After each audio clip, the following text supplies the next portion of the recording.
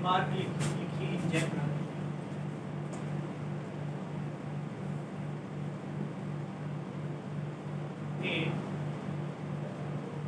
A is a square matrix of order n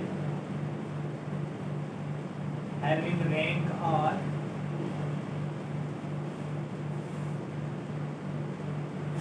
then the number of zero eigenvalues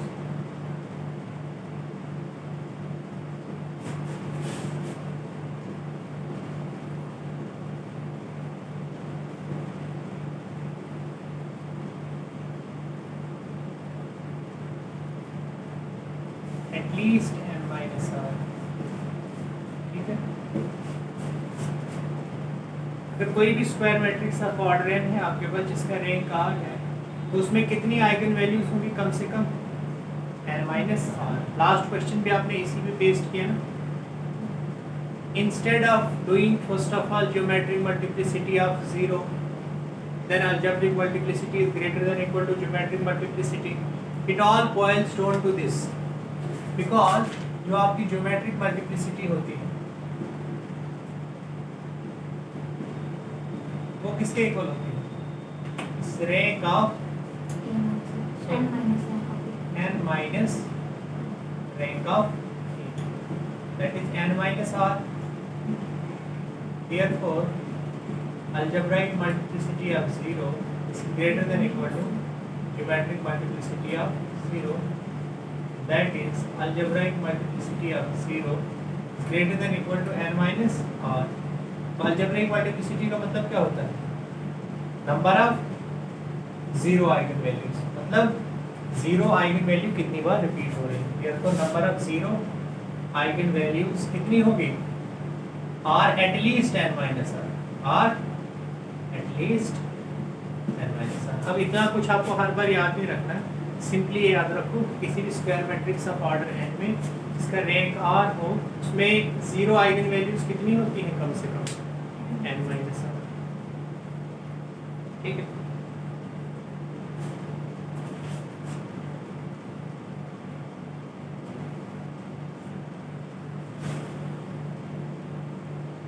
यहाँ तो सर्दी लगी है।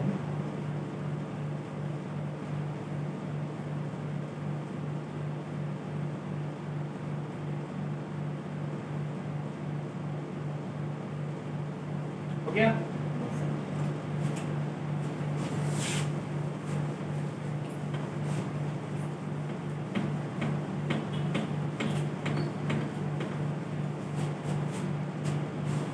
Remark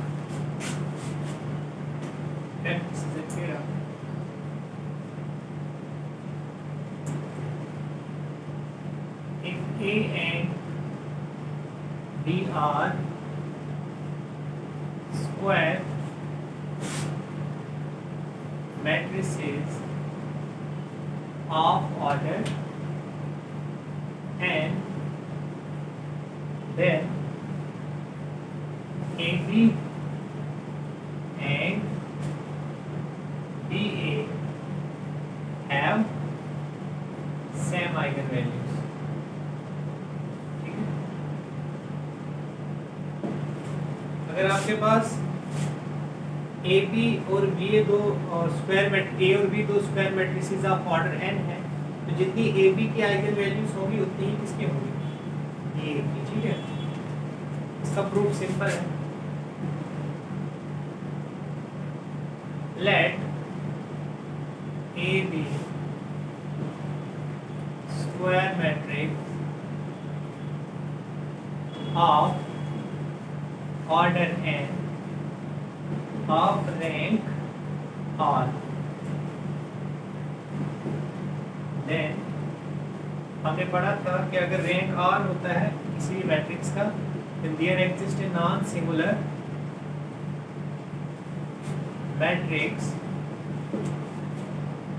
matrices P and Q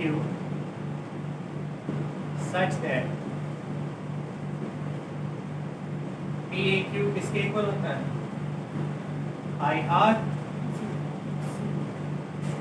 ठीक है ना। पी का मतलब क्या है, you are applying elementary row transformation, और क्यू का मतलब है this is these are product of elementary matrices which are pre multiplied, and this is product of elementary matrices which are post multiplied. Now those elementary matrices which are post multiplied, they are as good as elementary column transformation, and those elementary matrices which are pre multiplied and the product of which is p, this corresponds to elementary row transformation. So with the help of elementary row transformations and elementary column transformation, we can reduce that matrix of rank R to this normal form.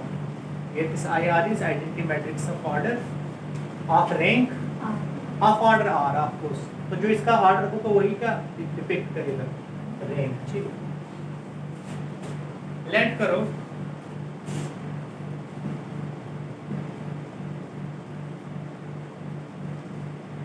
क्या inverse D P inverse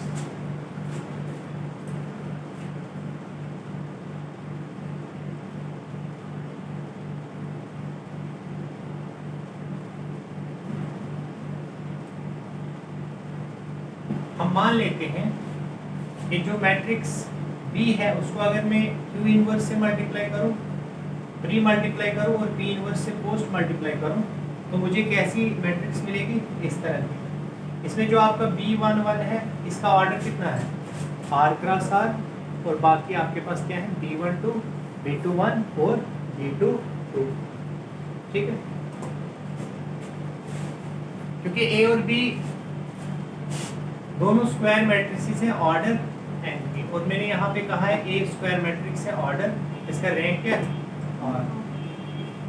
तो यहाँ पे देखो B को मैंने Q inverse से pre multiply किया और P इनवर्स से पोस्ट मल्टीप्लाई किया, Q इनवर्स से प्री मल्टीप्लाई, P इनवर्स से post multiply, so this will reduce to this sort of matrix.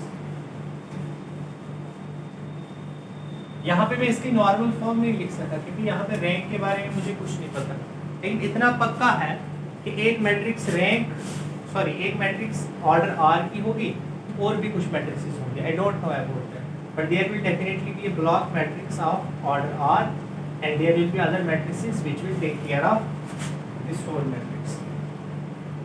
तो PAQ को मल्टीप्लाई करो किसके साथ, Q inverse B P inverse करो मल्टीप्लाई, इनको क्या मिलेगा, इसको और इसको मल्टीप्लाई करो, बोलो कितना आएगा।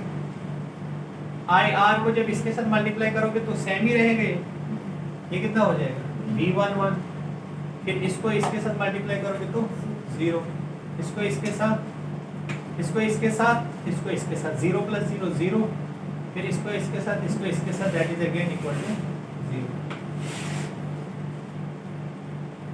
गलत नहीं लिखा मैं, यहाँ पे B12 आएगा, IR B12 के साथ होगा ना मल्टीप्लाई, पहले IR B11 के साथ और प्लस इस नल मैट्रिक्स इनटू दिस, फिर IR B12 के साथ और 0 इसके साथ तो 0, सो ये आ जाएगा B11 B12, ठीक है। नाउ इसको और इसको मैंने मल्टीप्लाई कर,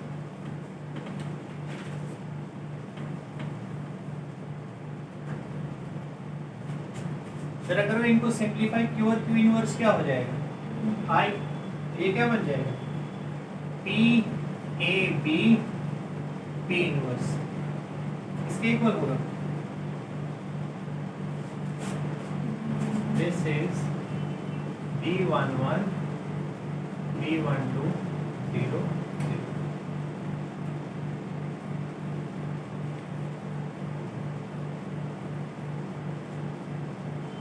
इसका ऑर्डर कितना है, R क्रॉस R, तो जो आइगन वैल्यूज होंगी किसकी, इसकी PAB P इनवर्स की,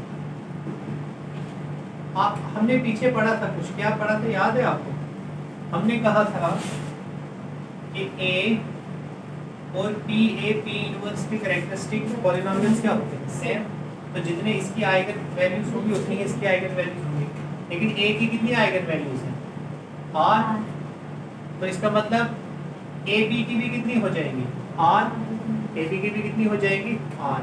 तो इसमें कितनी आइगन वैल्यूज होंगी P A P P B inverse की, जितनी ए की होंगी, दैट मीन्स इसकी हो जाएंगी आर 0। इसके कारण इसका ऑर्डर कितना है आर, और इसका ऑर्डर कितना है n minus R. Total order कितना है इसका एन, इसका ऑर्डर कितना है आर, तो इसका कितना होगा एन माइनस आर। तो P A B P inverse की 0 आइगन वैल्यूज कितनी होगी जो इसको कॉरेस्पॉन्ड करेगी, क्योंकि आइगन वैल्यूज क्या होती है डायगोनल एंट्रीज। तो इसकी कितनी होगी 0 n minus sorry R n minus R, 0 eigen values 0 n minus R eigen values क्या हो जाएगी 0। इसके कॉरेस्पॉन्डिंग इसके, क्योंकि ये आपका आर है, आर और एन माइनस आर मिलके आपको क्या देगा एन ऑर्डर की मैट्रिक्स। टोटल ऑर्डर कितना है मैट्रिक्स का एन, तो जितना ऑर्डर होता है उतनी ही डायगोनल एंट्रीज होती है। अब इसका ऑर्डर आर है और इसका ऑर्डर कितना होना पड़ेगा फिर एन माइनस आर, लेकिन इसकी आइगन वैल्यूज कितनी है एन माइनस आर 0। और किसकी आइगन वैल्यूज, और आइगन वैल्यूज ऑफ B11, मतलब जो इसकी आइगन वैल्यूज होगी किसकी P A B P inverse की, वो किसकी आइगन वैल्यूज हो जाएंगी n minus R eigen values क्या हो जाएंगी 0, और किसकी eigen values and eigen values of B11, इसकी आइगन वैल्यूज प्लस इसकी आइगन वैल्यूज, क्योंकि आइगन वैल्यूज है डायगोनल एंट्री, बट इसकी तो सब 0 है इसलिए n माइनस आर 0 हो जाएंगी plus eigen values of B11। ये किसकी आइगन वैल्यूज में मिली P A B P inverse की, but we know that eigen values of P A B P inverse and A B are same। अगर मैं किसी भी मैट्रिक्स को किसी नॉन सिंगुलर मैट्रिक्स से प्री मल्टीप्लाई कर दूं और उसी के इनवर्स से पोस्ट मल्टीप्लाई कर दूं, तो उसकी आइगन वैल्यूज और ओरिजिनल मैट्रिक्स की आइगन वैल्यूज क्या होती हैं सेम, ये हमने प्रूव किया था। तो इसका मतलब हम लिख सकते हैं देयरफॉर आइगन वैल्यूज ऑफ किसकी, इसकी जगह लिख सकते हैं ए की क्या है R n minus R eigen values 0 and eigen values of किसकी B11। तो इसलिए AB की जो आइगन वैल्यूज होंगी वो क्या होगी n माइनस आर 0 होंगी, और बाकी जो है किसकी आइगन वैल्यूज होंगी B11। बात समझ आई। अब यही चीज मैं किसके लिए प्रूव करूंगा BA के लिए, मैं BA के लिए भी प्रूव करूंगा कि BA की भी जो आइगन वैल्यूज है उन उस पे भी n minus R eigen values 0 हो जाएंगी, और बाकी आइगन वैल्यूज किसकी होंगी B11। इसका मतलब eigen values of AB are same as eigen values of B। बात समझे।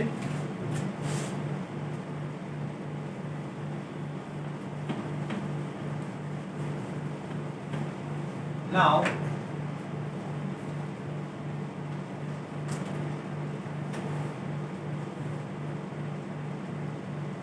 थोड़ा सा उल्टा लेंगे, क्यू इनवर्स जो पहले हमने बाद में लिया था उसको पहले लेंगे, और जो पहले लिया था उसको बाद में लेंगे। ये क्या हो जाएगा, पहले कौन सी मैट्रिक्स आ जाएगी शाबाश B11 B12 B21 B22 R cross R order into IR 0 0 0।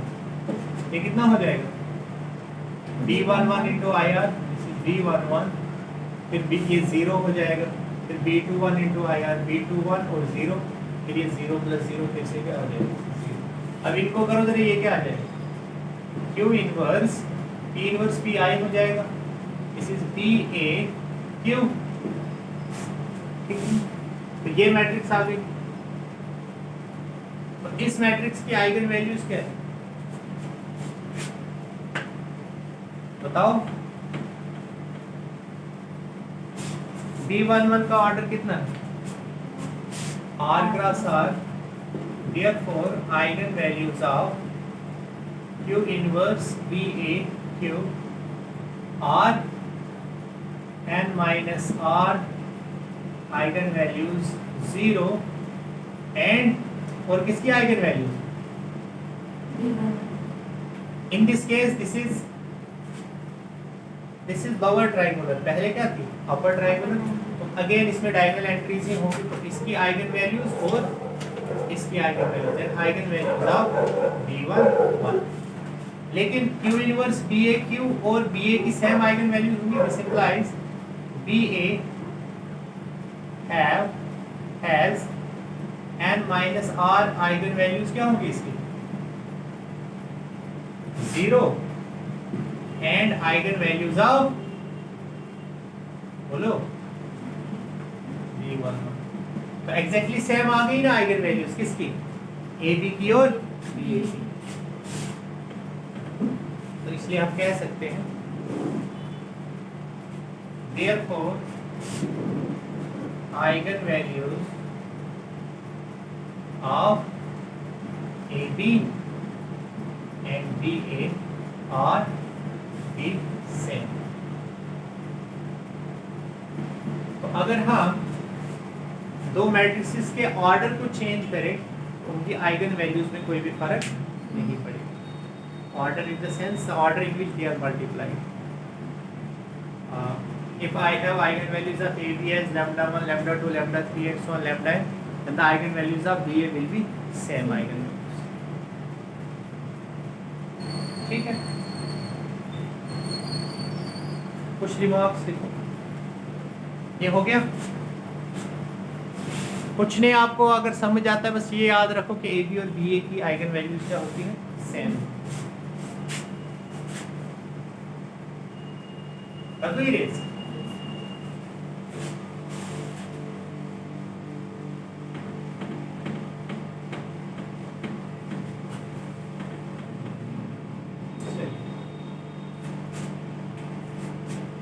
remark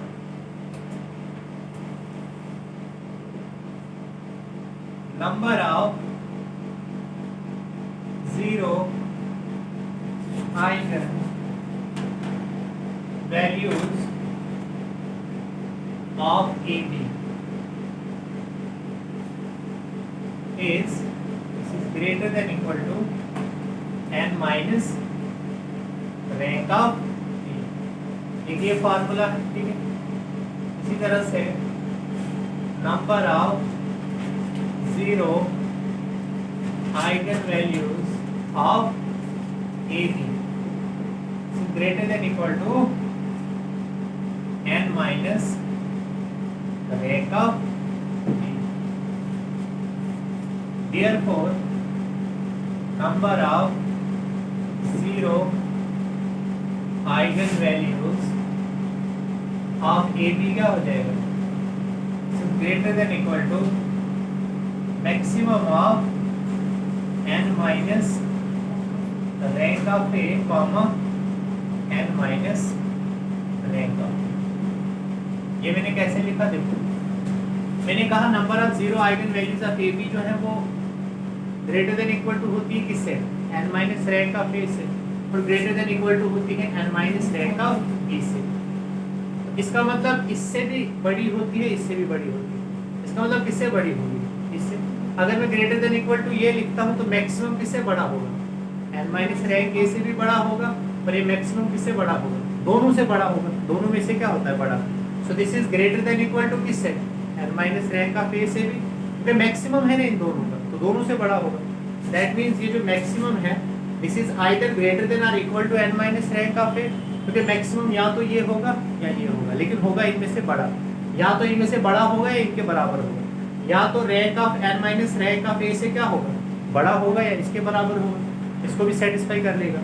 या फिर इससे बड़ा होगा या इसके बराबर होगा, लेकिन मैक्सिमम है तो छोटा कभी नहीं हो सकता। So this will be greater than equal to this और greater than equal to this, so this maximum will satisfy both. तो ये तीनों फार्मूले आपको यूज होंगे। अगर कहीं पे आपको आइगन वैल्यूज ऑफ AB दी है और रैंक ऑफ A पूछा हुआ है तो आप ये फार्मूला लगा सकते हो eigen values of A B दी हुई है, 0 eigen values of A B, और आपसे क्या पूछा हुआ है, रैंक ऑफ बी, ये लगा सकते हो। और अगर आपको रैंक ऑफ ए और रैंक ऑफ बी दोनों दिया हुआ है और 0 eigen values of A B पूछा हुआ है, तब कौन सा फार्मूला लगाओगे, ये वाला फार्मूला। अभी मैं बताऊंगा, क्वेश्चन से क्लियर हो जाएगा। लिखो question.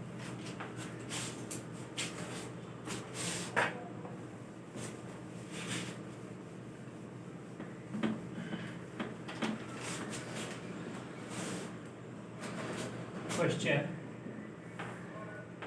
If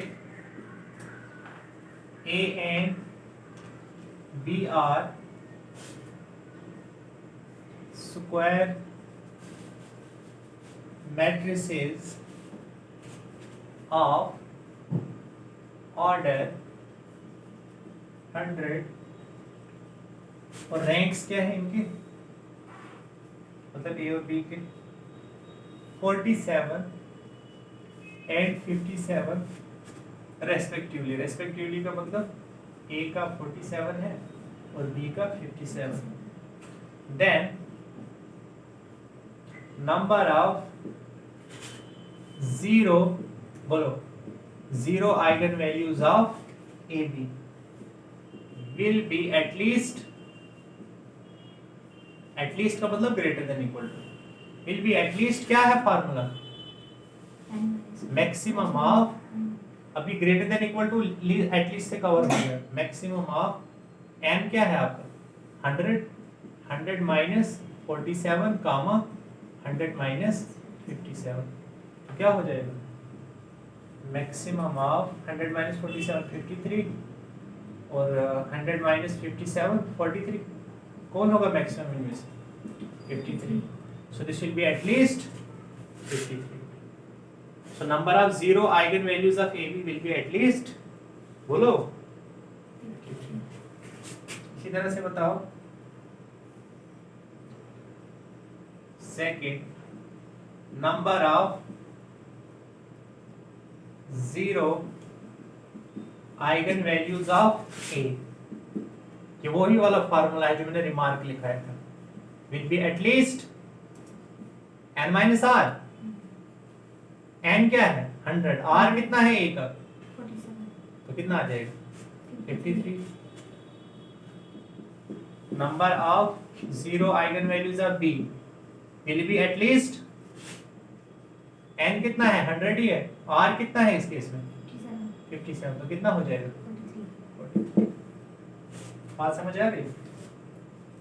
and what about number of 0 eigen values of B A, तो अभी तो हमने पढ़ा कि जितनी ए बी की होंगी उतनी ही बी ए की, तो ए बी की कितनी हुई 53, इसकी भी एटलीस्ट कितनी हो जाएगी 53, ठीक है, बिकॉज नंबर ऑफ, इसमें 0 का कोई नहीं है, जितनी ये इन जनरल रिजल्ट है, नंबर ऑफ आइगन वैल्यू जितनी किसकी होंगी, जितनी ए बी की होंगी उतनी ही किसकी होंगी बी ए की, इसका मतलब जितनी 0 eigen values of A B होंगी उतनी ही 0 eigen values of B A B होंगी, क्योंकि उनकी आइगन वैल्यूज तो क्या होती है आइडेंटिकल होती है।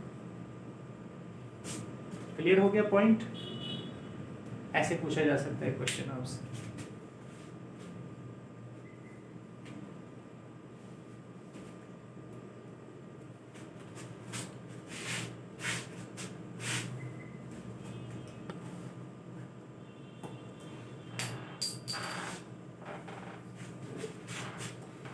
ठीक है, चले आगे।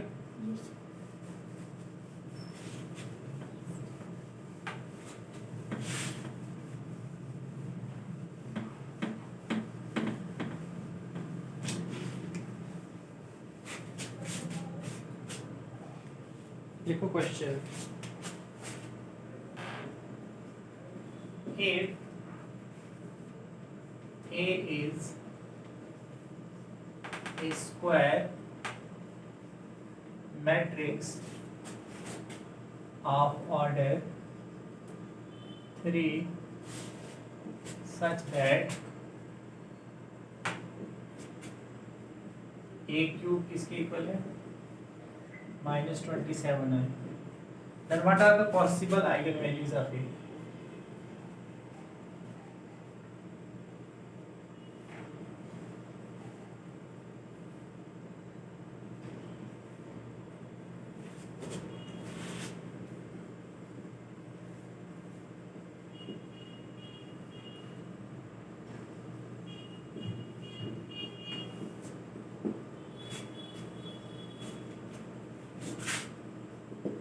देखो ए है A cube is equal to -27i, बनाओ इसका, ये बनेगा A cube plus 27i is equal to 0। Let करो lambda be eigen value of किसकी, ए, आपको ए की ही निकालनी। देन लैम्डा क्यूब प्लस 27 किसकी आइगन वैल्यू होगी, विल बी, बोलो ना,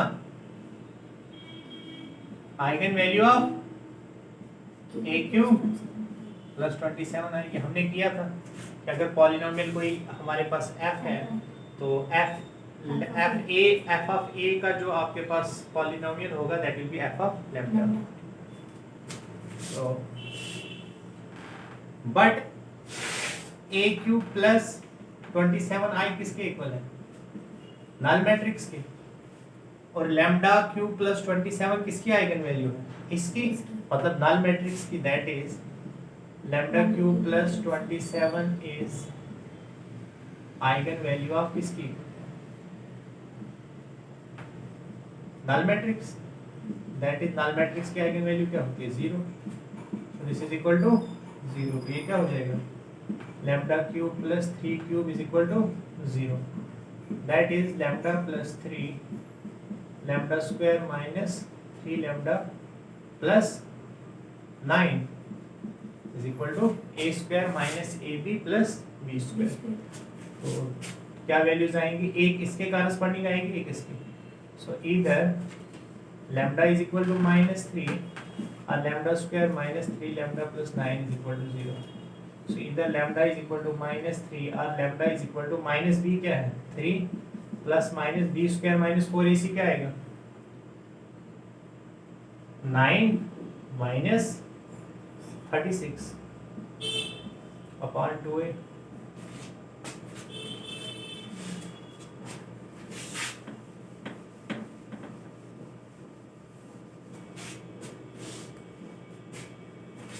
That is lambda is equal to -3 और lambda is equal to 3 plus minus 36 ये 5 आएगा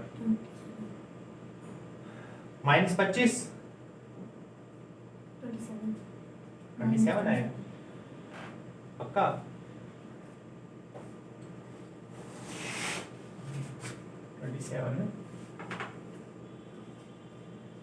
अंडर रूट -27 अपॉन 2, ठीक है। That is lambda is equal to -3 और lambda is equal to 3 plus minus, इसको कैसे लिख सकते हैं 3 स्क्वायर रूट 3 अपॉन 2 -3 सॉरी, क्योंकि 3 इंटू 3 इंटू 3 ये हो जाएगा ना ऐसे 3 इंटू 3 इंटू -3 हो जाएगा 3 स्क्वायर इंटू -3, तो स्क्वायर और रूट कैंसिल होगा वो बाहर आ जाएगा। That is lambda is equal to -3 और लैम्डा इज इक्वल टू 3 को कॉमन ले लो, अंदर क्या बचेगा 1 प्लस माइनस ये क्या हो जाएगा under root 3 iota upon 2। That is lambda is equal to -3 और lambda is equal to 3 times शाबाश 1 प्लस रूट 3 आयोटा बाई 2 और lambda is equal to 3 times 1 minus under root 3 iota by 2। इसको हम omega कहते हैं और इसको क्या कहते हैं ओमेगा स्क्वायर, ठीक है राइट।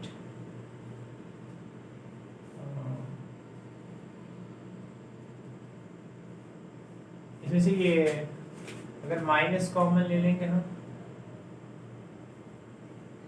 कुछ भी है छोड़ो इसको ऐसे ही रहने दो। So lambda is equal to -3 and lambda is equal to this and this. तो एक चीज तो क्लियर हो गई कि एक इसमें रियल आइगन वैल्यू होगी और दो क्या होंगी इसमें इमेजिनरी। इमेजिनरी नहीं कहेंगे, दो इसमें कॉम्प्लेक्स होंगी, दो क्या होंगी कॉम्प्लेक्स होंगी, मतलब प्योरली रियल इसमें एक ही है। और देखो हमने जो पीछे पढ़ा था अब यहाँ पे ये स्क्वायर मैट्रिक्स है ऑर्डर 3 की, सो पॉसिबल आइगन वैल्यूज क्या हो जाएंगी ये ये हमारा क्वेश्चन कंप्लीट हो गया है। लेकिन अगर आपसे रियल मैट्रिक्स पूछता है, अगर क्या पूछता है, अगर ये साथ में एक और पॉइंट देता है, क्या क्या देता है पॉइंट इसी क्वेश्चन में, व्हाट अबाउट, ये तो हो गया ना, अगर जनरल कोई भी मैट्रिक्स है तो उसकी आइगन वैल्यूज ये 3 आएंगी, एक आएगी -3 और 2 आ जाएंगी ये आपकी, ठीक है। What about eigen values if A is real symmetric, अगर A क्या हो जाएगी, रियल और सिमेट्रिक, तब इसकी आइगन वैल्यूज क्या होंगी, possible eigen values. Real symmetric क्या होती है, Hermitian, since real symmetric matrix क्या होती है, इज हर्मिशियन, और हर्मिशियन की आइगन वैल्यूज क्या होती है, and eigen values of Hermitian are purely real. तो फिर पॉसिबल कौन सी हो जाएंगी, ये तो रिजेक्ट हो जाएंगी, are purely real, then possible eigen value किसके लिए, जिसके लिए a क्यूब किसके इक्वल होगा, -27i, then possible eigen values for which a cube किसके इक्वल है, -27i इज a की होगी कौन सी, -3, क्योंकि हमें पता है कि जब रियल सिमेट्रिक मैट्रिक्स होती है तो हर्मिशियन हो जाती है, और हर्मिशियन की आइगन वैल्यूज क्या होती है, प्योरली रियल होती है। तो ये और ये क्या हो जाएंगे, रिजेक्ट, ये वाली पॉसिबिलिटीज में नहीं आएंगी, तो कौन सी आएगी, सिर्फ -3। इसी क्वेश्चन में अगर मैं आपसे ये पूछूं, what about eigen values if A would have been real skew symmetric, ये आप मुझे बताओ। क्वेश्चन सेम है, मैं आपसे इसमें ये कंडीशन लगा रहा हूं, what about eigen values if A is real skew symmetric। Real skew symmetric क्या होती है, है ना, सेंस, और स्क्यू हर्मिशियन की क्या होती है, since real skew symmetric matrix is skew Hermitian,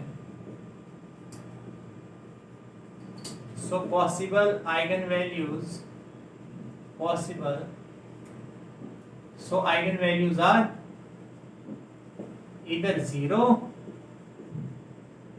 or purely imaginary। तो है कोई आपके पास, ना तो 0 है या प्योरली इमेजिनरी, इसका मतलब कोई भी आपके पास रियल स्क्यू सिमेट्रिक मैट्रिक्स के लिए इस वाले केस में कोई भी आइगन वैल्यू पॉसिबल नहीं, क्योंकि ना तो इसमें आपके पास 0 है ना purely imaginary.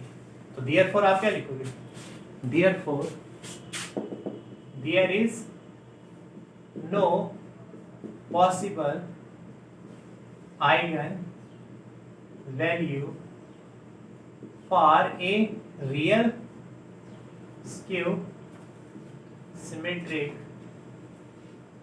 Matrix A such that जो क्या सेटिस्फाई करें, a cube is equal to -27i, उसमें एक मिल गई हमें -3, इन जनरल 3 होगी, रियल सिमेट्रिक होगी तो एक ही होगी, और अगर रियल स्क्यू सिमेट्रिक होगी तो कुछ भी नहीं मिलेगा। बात समझ आई नहीं,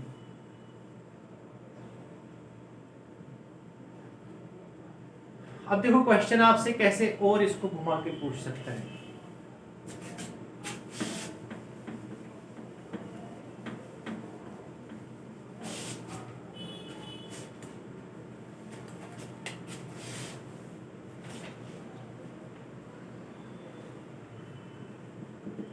number of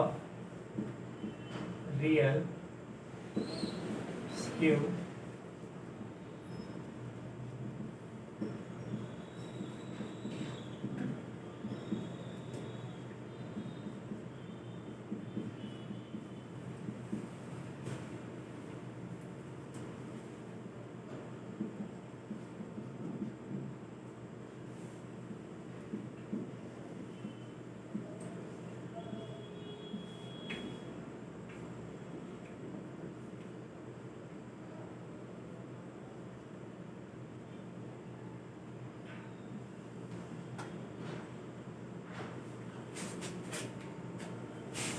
बताओ कितनी रियल सिमेट्रिक मैट्रिसेस होंगी? और रियल सॉरी एक्सक्यूज मी,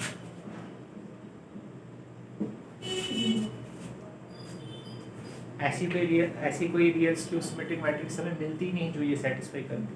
इसका मतलब इसका आंसर क्या हो जाएगा? There is no real symmetric matrix for which this is satisfied. तो आंसर क्या आ जाएगा? 0। ठीक है, ऐसे भी पूछा जा सकता है क्वेश्चन। रीजन क्या है इसके पीछे? क्योंकि इसकी जो आइगन वैल्यूज हैं वो क्या है, इसके कारस्पॉन्डिंग जो हमें कैरेक्टरिस्टिक पॉलिनोमियल मिलेगा उसके कारस्पॉन्डिंग जो हम कैलकुलेशन करेंगे तो इसकी ए की आइगन वैल्यूज जो है वो क्या मिलेंगी हमें? या तो -3 मिलेंगी या वो कंजुगेट पेयर्स होंगे और वो कॉम्प्लेक्स होंगी। सो दैट मीन्स इसमें प्योरली इमेजिनरी है ही नहीं कोई। तो मैंने आपको कहा था कि एक तरीका होता है ये चेक करने का कि कौन सी हर्मिशियन मैट्रिक्स नहीं है। आप देख लो, अगर प्योरली रियल नहीं है तो वो हर्मिशियन मैट्रिक्स नहीं होगी, अगर प्योरली इमेजिनरी नहीं है तो वो वो स्क्यू हर्मिशियन मैट्रिक्स नहीं होगी। वैसे ही हमने आइडेम्पोटेंट मैट्रिक्स के केस में भी कहा था, इनवॉल्यूटरी मैट्रिक्स के केस में भी कहा था कि अगर आइगन वैल्यूज आपकी क्या हो जाएंगी, अगर वो 0 और 1 ना हो तो वो आइडेम्पोटेंट नहीं होगी, अगर -1 और 1 ना हो तो इनवॉल्यूटरी नहीं होगी। तो यहाँ पे हम कह सकते हैं स्क्यू हर्मिशियन, या इसके केस में हम कह सकते हैं कि अगर वो प्योरली इमेजिनरी या 0 ना हो तो ऐसी कोई भी हमें स्क्यू हर्मिशियन मैट्रिक्स नहीं मिलेगी। तो इसका मतलब कितनी होगी? 0।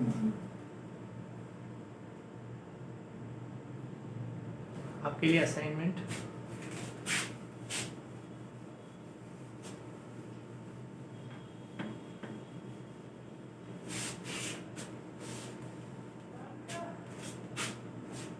find a real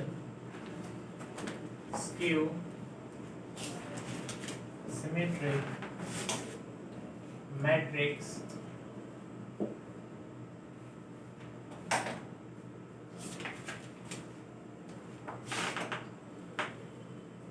A such that A cube is equal to I or A cube is equal to minus।